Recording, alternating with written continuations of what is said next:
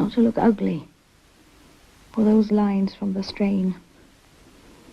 Who knows the way he'd take it? You want to feel your way with a man. They're not all like him, thank God. Some of them want you to be so nice about it. I notice the contrast.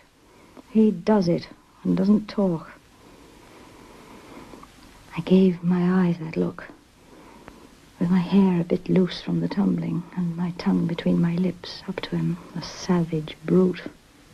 Oh, thanks be to the great God, I got somebody to give me what I badly wanted, to put some heart up into me. You've no chances at all in this place like you used to long ago. I wish somebody would write me a love letter. True or no, it fills up your whole day and life. Always something to think about every moment and see it all around you like a new world. I could write the answer in bed, short, just a few words. I never thought that would be my name, Bloom. Well, it's better than those awful names with bottom in them. Mrs. Ramsbottom, or some other kind of a bottom. That train again. Weeping tone. Once in the dear dead days beyond recall. Close my eyes, breathe, my lips forward. Kiss, sad look, eyes open.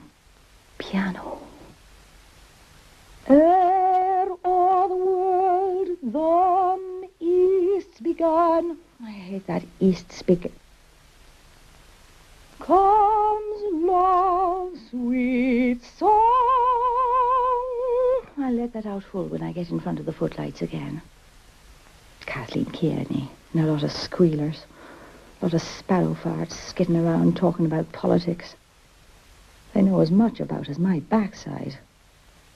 I suppose she's pious because no man will look at her twice. Gardner said no man could look at my mouth and teeth smiling like that and not think of it. I was afraid he mightn't like my accent at first. Old father left me.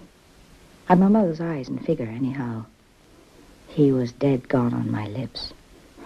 Let them get a husband first that's fit to be looked at. Or see if they can excite a swell with money that can pick and choose whoever he wants, like Boylan, to do it 4 or 5 times, locked in each other's arms. Or the voice, either. I could have been a prima donna. Only I married him. Comes love's old. Deep down, chin back. Not too much. Make it double. Make them burst with envy. Anyway, I hope he's not going to get in with those medicals, leading him astray to imagine he's young again, squandering money and getting drunker and drunker. Couldn't they drink water? I love to hear him falling up the stairs of a morning with the cups rattling on the tray. And then he starts giving us his orders for eggs and tea and hot buttered toast. I suppose there isn't in all creation another man with the habits he has. It's well he doesn't kick or he might knock out all my teeth. Wait, there's George's church. Well, that's a nice hour of the night for him to be coming home at to anybody.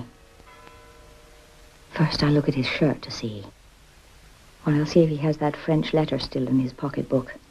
I suppose he thinks I don't know. Deceitful men. All their 20 pockets aren't enough for their lies.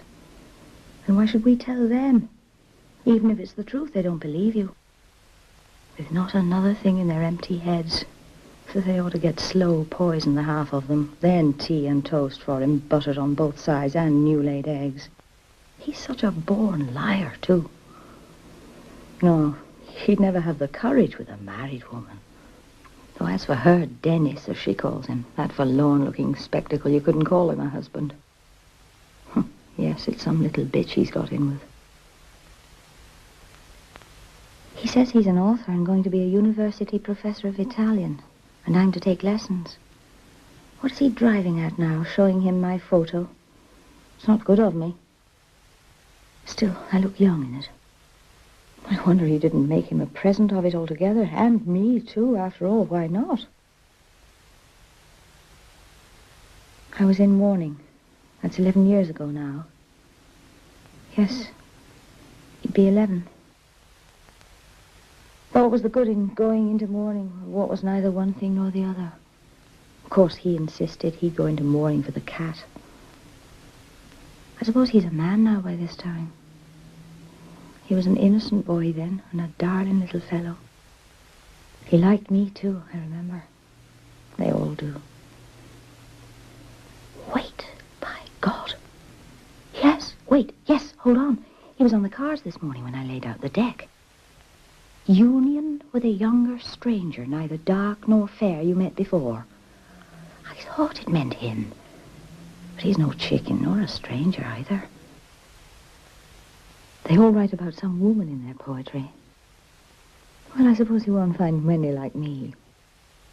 Where softly sighs of love the light guitar, where poetry is in the air. I'm sure he's very distinguished. I'd like to meet a man like that. God, not those other ruck. Besides, he's young. Those fine young men I could see down in Margaret Strand bathing place from the side of the rock. Standing up in the sun, naked like a god or something. And then plunging into the sea with them. Why aren't all men like that? There'd be some consolation for a woman. Like that lovely little statue he bought. I could look at him all day long. There's real beauty and poetry for you.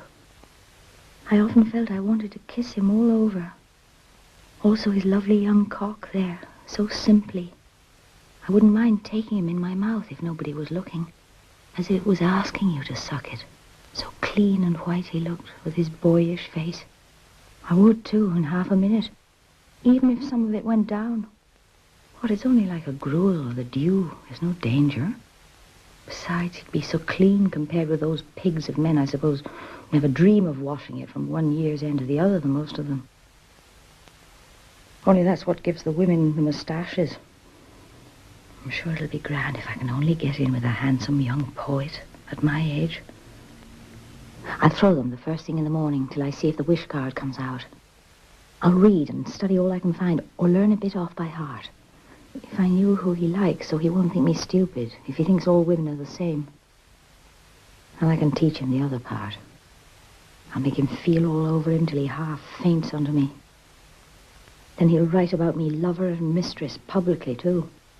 With our 2 photographs in all the papers when he becomes famous. Oh, but then what am I going to do about him, though? He's all very well a husband, but you can't fool a lover. No, that's no way for him. Has he no manners, nor no refinement, nor no nothing in his nature?